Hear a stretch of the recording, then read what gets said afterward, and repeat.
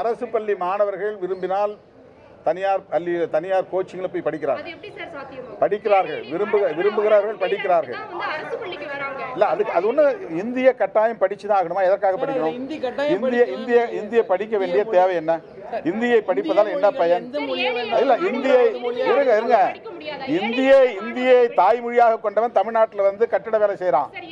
இந்தியை தாய்மொழியாக கொண்டவர்கள் லட்சக்கணக்கான பேர் தமிழ்நாட்டிலே வேலை இல்லாமல் வந்து கட்டிட வேலை செய்கிறார்கள், சிமெண்ட் தூக்கி கொண்டிருக்கிறார்கள், விவசாய வேலை செய்து கொண்டிருக்கிறார்கள். இந்தியை தாய்மொழியாக கொண்டவர்களுக்கே வேலை கிடைக்கவில்லை. இந்தியை கற்றுக்கொள்வதால் வேலை அவங்க விருப்பப்பட்டவங்க படிக்கிறாங்க. அதை நாம தடுக்கவே இல்லையே.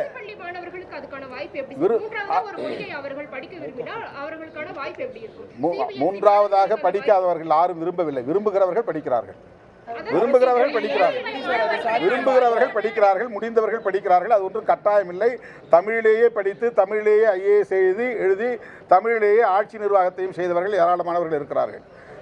தமிழ் படித்தால் IAS ஆக முடியாது, IPS ஆக முடியாது என்ற நிலையெல்லாம் கிடையாது. எனவே மும்மொழி கொள்கை என்பது அவர்களின் ஒரே மொழி ஒரே தேசம் என்கிற நிலைப்பாடாக இருப்பதால் தான் அதை நாங்கள் எதிர்க்கிறோம். அதை பற்றியெல்லாம் அண்ணாமலைக்கு கவலை இல்லை. இந்த அரசுக்கு, தமிழ்நாட்டு மாநிலத்துக்கு இந்திய ஒன்றிய அரசு சமக்ரா சிக்ஷா அபியான் அந்த கல்வி திட்டத்திற்கு ஒதுக்க வேண்டிய நிதியை ஏன் ஒதுக்கவில்லை?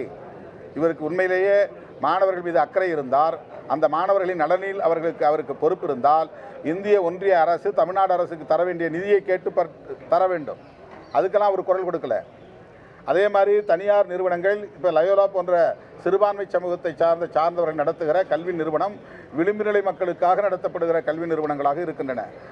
இதில் நிறைய SC ST மாணவர்கள், மைனாரிட்டி சமூகங்களை சார்ந்த மாணவர்கள் வாய்ப்புகளை பெற்று படித்து வருகிறார்கள். இந்த மாதிரியான கல்வி நிறுவனங்களுக்கு முறையாக நிதி வருவதில்லை. Post matric scholarship SC ST மாணவர்களுக்கு, OBC மாணவர்களுக்கு, மைனாரிட்டிஸ் சமூகங்களை சார்ந்த மாணவர்களுக்கு தரப்படுவதை நிறுத்துகிற முயற்சியில் தொடர்ந்து ஈடுபட்டு வருகிறது. ஒவ்வொரு ஆண்டும் குறைத்து கொண்டே வருகிறது இந்த பாஜக அரசு. இவர் உண்மையிலேயே அக்கறை உள்ளவர்களாக இருந்தால் ஏழை மாணவர்களுடைய கல்விதான் முக்கியம் என்று கருதி இருந்தால் அவங்க இந்தி படிக்கணும்னு கவலைப்படுறவர் அவங்களுக்கு போஸ்ட் மெட்ரிக் ஸ்காலர்ஷிப் வாங்கி தரணும்னு ஏன் கவலைப்படலை? அதை பற்றி என்னைக்கு இவர் குரல் கொடுத்துருக்காரு? இவருடைய பிரதமர்கிட்ட போய் அதை பற்றி என்னைக்காவது மனு கொடுத்துருக்கிறாரா? நாங்கள் மனு கொடுத்துருக்குறோம். விளிம்பு நிலை சமூகத்தை சார்ந்த மாணவர்களுக்கு போஸ்ட் மெட்ரிக் ஸ்காலர்ஷிப்பு கொடுக்கணும். அதில் வந்து கல்வியில் கூட போஸ்ட் மெட்ரிக் ஸ்காலர்ஷிப் கூட வருமான வரம்பு விதிக்கிறாங்க. அதில் EWS எக்கனாமிக்கலி வீக்கர் செக்ஷன் என்கிற முன்னேறிய சமூகத்தை சார்ந்த மாணவர்களுக்கு 8 லட்சம் ரூபா வருமான வரம்பு. 8 லட்சத்துக்கு மேலே போனால் தான் போஸ்ட் மெட்ரிக் ஸ்காலர்ஷிப் இல்லை. ஆனால் OBC மாணவர்களுக்கு வருமான வரம்பு போஸ்ட் மெட்ரிக் ஸ்காலர்ஷிப் வாங்குறதுக்கு வெறும் 2 லட்சம் ரூபா. 2 லட்சத்துக்கு மேலே ஒருத்தர் சம்பளம் வாங்குறான், ஆண்டு வருமானம் வாங்குறான்னா அவன் பிள்ளைக்கு போஸ்ட் மெட்ரிக் ஸ்காலர்ஷிப் கிடையாது. SC ST மாணவர்களுடைய பெற்றோரின் ஆண்டு வருமானம் 2.5 லட்சமாக இருந்தால் அதற்கு மேலே வாங்கக்கூடியவர்களுக்கு போஸ்ட் மெட்ரிக் ஸ்காலர்ஷிப் கிடையாது. இவ்வளவு மோசமான வருமான வரம்பை வைத்திருக்கிற மோடி அரசிடம் போய் அண்ணாமலை கேட்க வேண்டியது தானே. இந்த OBC மாணவர்கள்லாம் இந்து சமூகத்தை சார்ந்த மாணவர்கள் தானே அதிகம் இருக்கிறாங்க. SC STயில் இந்து சமூகத்தை சார்ந்த மாணவர்கள் தானே இருக்கிறாங்க. அவங்களுடைய வருமான வரம்பை OBC மாதிரி 8 லட்சத்துக்கு உயர்த்தினால் என்ன? அவங்களாம் ஏழை மாணவர்கள் தானே. அவங்களுக்கு போஸ்ட் மெட்ரிக் ஸ்காலர்ஷிப் கொடுக்கக்கூடாது என்பதற்காக சூழ்ச்சி செய்யக்கூடிய இந்த பாஜக பாசிச அரசு போஸ்ட் மெட்ரிக் ஸ்காலர்ஷிப் தருவதற்கு இவ்வளவு பெரிய டிஸ்கிரிமினேஷன், பாகுபாடு வச்சிருக்கு. முன்னேறிய சமூகத்தில் பிறந்த மாணவர்களுக்கு வருமான வரம்பு 8 லட்சம். ஆனால் ஏழை எளிய SC ST OBC மாணவர்களுக்கு வருமான வரம்பு 2 லட்சம், 2.5 லட்சம். இந்த பாகுபாட்டை களைவதற்கு இந்த பாஜக என்ன செய்திருக்கிறது?